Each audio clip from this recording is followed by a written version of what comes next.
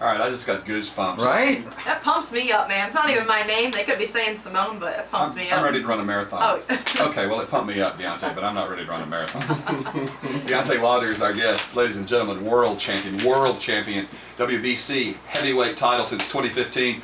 Won bronze in the 2008 Olympics, and we are so happy he calls Tuscaloosa, Alabama, home.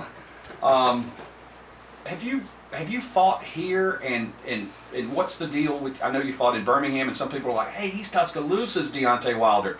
We need him here. We need a big event here. Let's fill that freaking football stadium and watch Deontay fight. Why not? What are your thoughts on that, man?" I mean, you know, I think everything happens in God's timing. You know, some things have to be explored more than others to realize what a great thing is and what it could benefit to the city, and it's definitely the revenue of money, because what we penetrate in Birmingham is like crazy. You know, my last show, that one show combined, the other two shows combined together, we outdid everything the last show, because I mean, this is a sport where it generates the world. You know what I mean? The world's watching. The world, and I got a strong following for different people, different countries.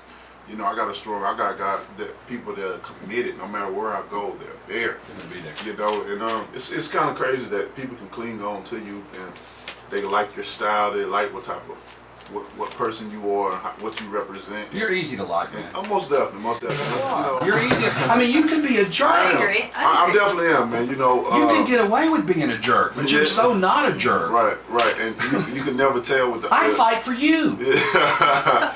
I have people that will do that. Seriously, I have people that love me so much that they will harm someone else over me. Yeah, I became Team Deontay. I already had a lot of pride just because you're Tuscaloosa, but when you started talking about your kids, and especially your little girl earlier, what's not to love about that? Oh, most definitely. What's the girliest thing you do? The wimpiest, girliest thing you do? The wimpiest, girliest thing I do? Yeah. Man. There's got to be something. You think those eyelashes are real? Do you shower with a loofah? Nah. There's got to be something. The wimpiest girl. I like this question because it's never been asked. And good. You made my day then. And you know, I don't really do nothing like, is this girly? Because I like to get manicures and pedicures. Whoa. You know, somebody gives you I like pedicures too. Although that's not shocking. It's breaking news with you though. It's very comfortable. It's relaxing. And, you know, it is. And a lot of men are against it because they feel like it's too girly. But they're crazy. They're crazy because the thing about it is taking care of your body. Yes. You know what I mean? That's part of the health that comes with the body. Getting your nails done and your feet done. So Deontay Wilder gets manicures and pedicures. Could I present you with this? This is your own hot pink loofah. And I am going to use this. I want you to use this. And when the next time you shower and use that loofah, think about Simone. There you go. All right. You know, I try to use that excuse, hey, it's good for my body, it's good for my health. I get my nails done, every other week. But if Bart eventually looks at me and says, come on, you don't need to go, you don't need to go that often. But I can tell you this, people don't know, I cry at good movies. But okay, see, that's what I was looking for. I'm a crier, man. What's the last movie? I bet it was a boxing movie. No, what's the last movie you cried at, man? Let me see. Creed? Did you cry during Creed? You know what? It probably was last boxing movie. It probably was Southpaw. Oh, that. But only time I cry is I always got to deal with kids, though. Always. That gets you? Yeah, because I always put myself in I put myself in the position where they are, but then when they're dealing with kids, I always think about my own because I love mine so much, and I always put them in the situation what's going on in the movie. Yeah, so, but Deontay, do you cry? I mean, like that movie or any movie, if you cry, are you in a theater or are you in like at home in private? It don't matter. I done done both. So there are people that might be in the movie theater with you, and they're already looking at you, and they're like, he's crying. Well, if it's a good movie, they pay attention to the movie more so than me. I don't know. He's right. Yeah, he's right. For sure. Monk over here cries too a lot, and, really? and he comes in and admits it and talks about it. And, he's all tatted up and looks like a guy you wouldn't want to meet in a dark alley. Yeah. He'll bawl like a baby at the drop of a hat. Well, I guess everybody has that that one person to vent to in there and put their head on their But shoulder. don't women kind of I was gonna say, women love that. We love that there's a sensitive side. I'm sitting here, talking to Deontay, who I've seen him on TV beating the crap out of people, and now I know he cries in movies. He like him even loves more? his kids a ton. I mean, I love him. It's great. It's great. I love Monk because Monk's a crier. I know Steve, you I haven't do. seen you cry, but I haven't tried yet. Trust so me, I'm going to learn to we'll cry. get there. I'm going to learn to cry. You went to Central, right? Correct. See, hi. Represent! Cried. There you Cried. go. So, did you play football at Central? I did. I played football, basketball, and ran track. I tell people all the time, if I had time for soccer, I would have played that. I had an opportunity to play baseball as well too, because I played that when I was younger. I was a pitcher. What position did you play on the football team? Football, I was wide receiver. Were you good? When I was young, I think so. I think so. You were gonna play Bama, weren't you? That's That was my goals and dreams. Yeah. That was my goals and dreams. Well, I was Yeah. wondering, tell me about why that didn't happen. Just it's a lot. It's a lot went on in my years going to Central, especially with the schools breaking up and stuff like that. It was a lot involved in that. And but I'm doing what I was meant to do. It worked out well, didn't it? Oh my goodness, more than I can imagine. I've seen many faces. I've been many places, and God has blessed me tremendously with everything. Not only with my kids, but how I'm blessed to support them in any way possible. How I'm building for them financially, and it's amazing, man. I'm blessed. Now, are there days though? I mean, Simone and I are amazed that we get a paycheck for doing what we do. I mean, this is fun. Who wouldn't love to sit here and do this? Most definitely. Except for the getting up at 3:30 a.m. part. Yeah, that's tough. But we can't complain. We feel blessed too with what we do. But there are days when I wake up, I don't feel like talking. Yeah. Well, I'm screwed. I got to talk. Are there days you wake up and you don't feel like fighting and you're like, I'd rather sell insurance or real estate or something? To be honest, it's never been a day where I woke up and said I don't feel like doing it. Really? Man, when I say I'm blessed and to be able to do something because to do, I really mean it.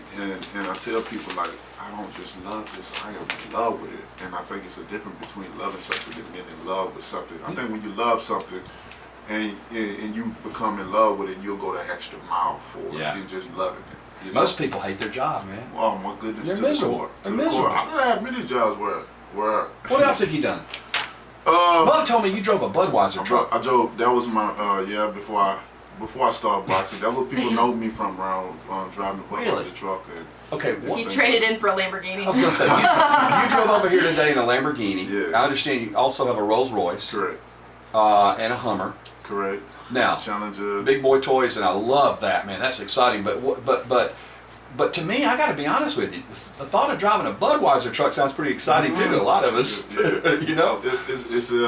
It's interesting. Just getting up in that big high truck, have to watch so many different things. Because I still got CDL license, and so You do? I still know how to bag that big baby up. I bag it up. You could if you needed to, right? Most definitely. You could if you needed to. Who's the hardest hitter you've ever been in the ring with? The hardest hitter.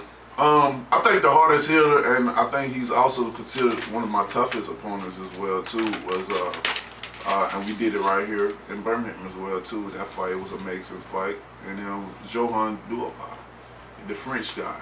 He was Wait a minute. You wouldn't very expect tough a guy. French guy? They got a reputation for being sissies. Well, He wasn't a sissy. Not at all, not at all. And the thing about it, when you're a fighter and you look into another man's eye, you can tell whether he's coming to fight or not. It's just something about it's just almost like a dog that can smell fear. Is there trash talk that goes on at all in the ring or prior to the fights? I'm just curious. Depends on the fighter. All that stuff goes on. I know when I won my title, man, he was talking the whole fight. Really? What kind of stuff were you saying? Like, It's just like you can't hit. You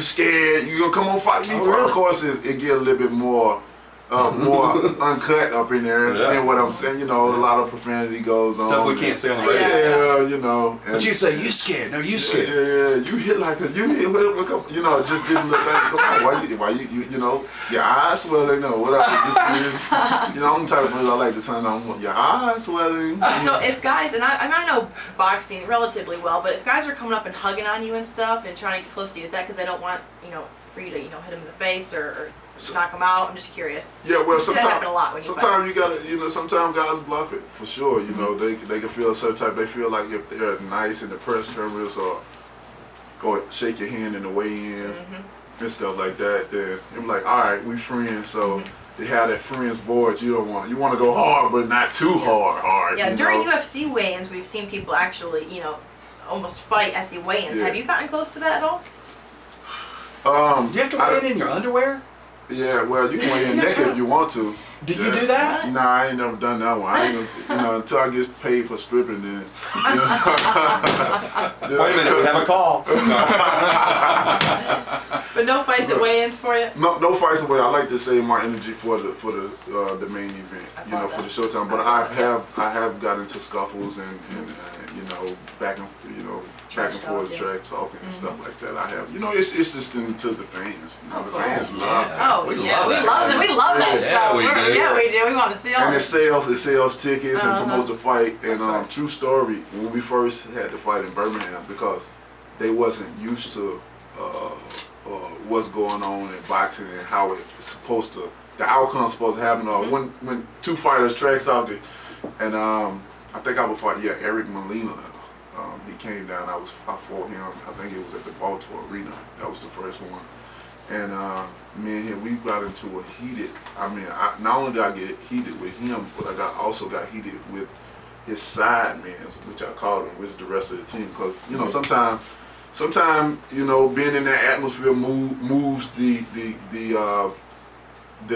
entourage that he's with, them to want to speak, which they can't fight. Open their They mouth. can't fight. Yeah, exactly. So they have to just talk. And hell broke loose in there. Oh, and really? jeez.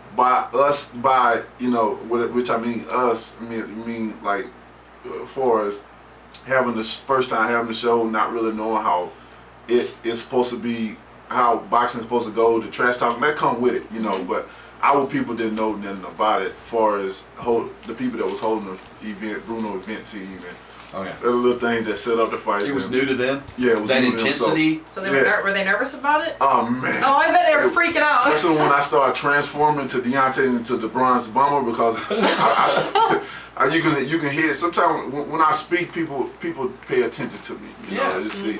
They say my voice echoes when I speak, because you can tell when I really mean something. Yeah. You can really hear it in my voice. Like when you get onto your kids, I can't imagine. Central. I'd be like, yes, sir.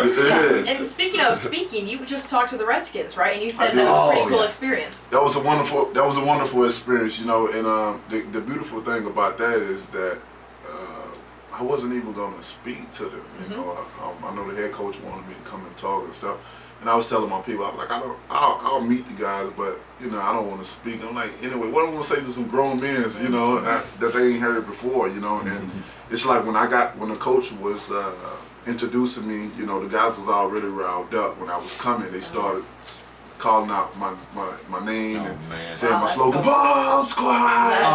That's cool. And so they was already amped up. It's like when I entered in their circle, I could feel the energies, the aura about themselves, and even before the coach could announce my name and end it, like I jumped right on it just like that, and it's just like out of nowhere I'm starting preaching to them, man. It was crazy. And this is not a high school team, a college team. This is a professional, this is National Football League. Washington Redskins. And just to know that you had that much of an impact on professional players. That's When pretty was cool. this? It's Friday. Friday. It was Friday before the game. Well, Friday. I talked. They had the game Sunday. How'd that game turn out? They lost. It was 27-20. Deontay, man! Yeah, they made a couple of mistakes. They could have won it, but they did better than what they did with the Steelers. That's for sure. So there was improvement. There was definitely improvement. Should have dressed out. They had a great game. Yeah. They could have, like I said, at the end they made a couple of mistakes, but I got so much feedback from not only from fans, but from the team itself.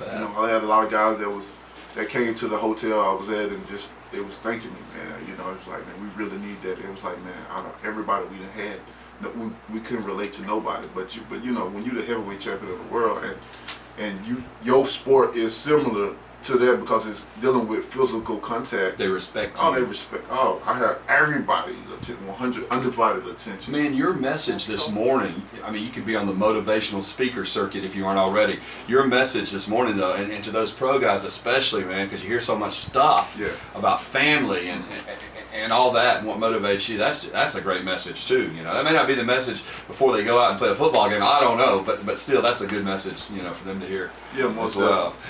When you're out, has this ever happened? And there's always that drunk, obnoxious guy who thinks he wants to, you know, want to try you and stuff. Wants to try you. Has that happened to you? And if so, how do you handle it? I done had out of my entire life as far as me boxing, I only had a couple of people.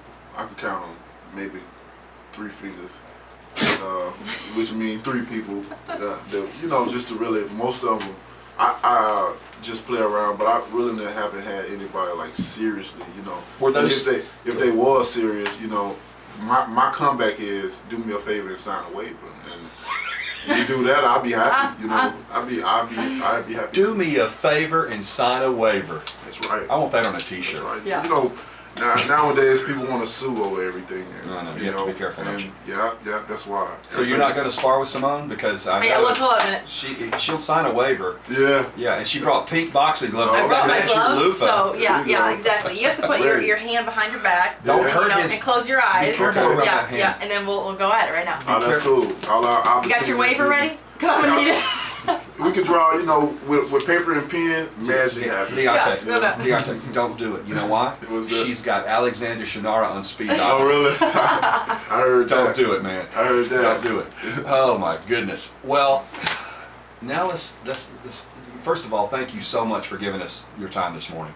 You've made our day, and I've learned so much from you, and have so much even more respect for you than prior, and a bigger fan than ever. And I know a lot of people listening feel that way too. You're very special to us here in Tuscaloosa, and now I feel like we can honestly say, not to lie about it. He's a friend of the Steve Shannon Morning Show, Simone Eli, and 95.3 The Bear. But before we go, we have to talk about that ride. Okay. We were getting messages when you were on the way and stuck in traffic. I know he's on the way. He just passed me on the bridge. He's in the Lamborghini. So let's talk about the Lamborghini. Is it alligator skin? We're hearing all kind of stuff. What is it? What's the deal? Yeah, it's gator wrap. You know. Gator wrap? Gator wrap? Yeah, when I was when I got any of my cars, when I get them, I try to customize in my own way. You know. Put Deontay on it. Yeah, most definitely. And so I was looking for different kinds of colors and wraps and stuff for it, and this gator skin wrap was it was actually a new wrap that just came out, and my guy that was handling my cars and stuff like that, he said, I got something for you, you're gonna like it, but he didn't tell me. And then by the end of that particular day, he sent it to me, and I was like, wow, that's it right there.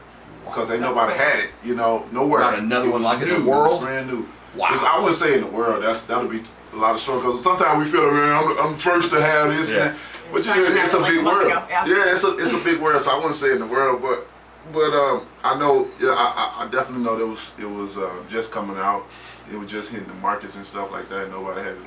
And even when I go to like bigger cities, LA or something like that, because that's mostly where I get my cars and stuff. I'll be out there time to time.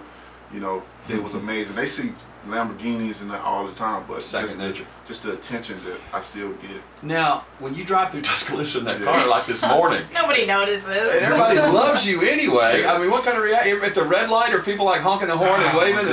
What's the deal? Man, I get all kinds of stuff. I get the honking of the horns. I get the fist thrown out. I get bombs. You gotta love that. Yeah, most definitely. Have you ever been stopped by the police? Not intentionally, but you know, majority of all of them know me. You know. Well, I figure they stop you and say, "Oh, we want an autograph." Say hi, or do they say stop hi. you because you get in trouble? Unless I'm already like stopped or something like that. Yeah, then they might pull I haven't up. had one just to stop me to get an autograph or nothing like that. Can I ask you a personal favor? What's that? If we take a break real quick as we wrap up here and come back, and we get Simone on her cell phone, would you live on the radio drive her or just around the block in your Lamborghini? Yeah, no problem. Oh my gosh, are you serious? I'm serious. All right, I'm putting my headphones up though. Let me be clear. I would have asked to go but I'm afraid I won't fit in the two-seater. So I think, Simone, that'll be a lot prettier ride anyway. There you go. You just got to put your pink gloves on. I will. Simone. I'm sitting in the We'll have front to get seat some with video. you. Seriously, Yeah. we want to get you on the phone so we can hear it. We'll do it. We'll do it. Is that cool? Yeah, that'll be fun. You know, true story. I had I want y'all to do some karaoke too in the car. I don't know what y'all pick the song. I want to hear a song. I had a deputy get in there before, and I knew he wanted to ride, but he was going on because we was my son just turned 1, and we was at the same place. His daughter was about to have something. So make a long story short, he was like, man, one day I sure want to ride in there. I'm like, hey man, let's go right now. Right now. He's like, really? They keep in mind they party about to start, so it was his child as well too. Like he was telling me, tell my wife I'll be right back. And he got it in there. Eyes get big. Yeah, it got big. So I had an opportunity to speed, faster speed, and I hit it. I hit it real fast, and it took off because when it hit. Keep in mind this car can go 0 to 3 in 0 to 100 in 3 seconds. So when I hit It's it, like a G-force. it's like take your soul away from you, like your dreams. And you say, all right, I'm done. Turn me around. Will you promise you'll get Simone's heart rate up? I'll do my best. I have my Apple Watch, so I'll be sure to track it. Man, thank you so much. Anytime, man. Thank you And guys. please, let's do this again. Most definitely. All right, and a fight in January, we hope and pray. Yes, there we go. All right, and we'll be back in just a minute, and we'll have Simone live in the Lamborghini with Deontay Wilder, only on 95.3 The Bear. Bomb Squad!